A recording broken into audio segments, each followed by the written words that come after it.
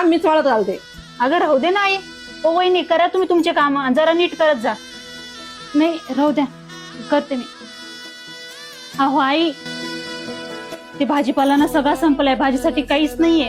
तुम्ही मला आणून देता का? तोपर्यंत मग मी पोळ्या टाकते. बरं बरं, तू काय कर, पिशवी आण, मी घेऊन येते. हो मी आणते. हे आई, तुझं काय असतं ग नेहमीच? ती सांगतील लगेच ऐकती. तिला तिची कामं करून देत जा ना. इतके दिवस तू तुझे काम केलेत ना, आता तिला कशासाठी आणलंय? कामासाठी. तिला त्याची कामं करू द्यायचे, तू गप आराम करायचा. सुनबाई, भाजी राहू दे, तू मी कट करते. तू काय कर, कणिक मळ, म्हणजे आपला स्वयंपाक लवकर आवरल, मग आपण टीव्ही बघू. हो आई, चालतं. हे आई, इकडे आहे ग.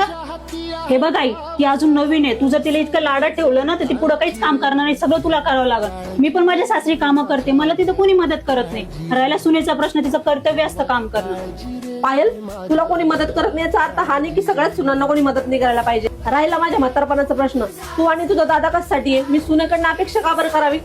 आणि हे बघ, जोपर्यंत मुलगी आणि सुनामधलं अंतर कमी होणार नाही ना, तोपर्यंत हा समाजातला भेदभाव कमी होणार नाही.